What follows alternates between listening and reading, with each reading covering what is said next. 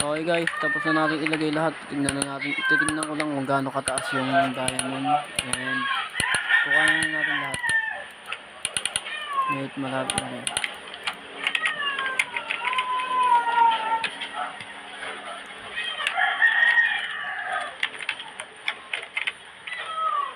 Wait, nahulog pa yung pickaxe ko. Ay, mataas din. Makakarami rin tayo na rin. Siguro mga 5 diamond. 5 stock ata siguro yung diamond.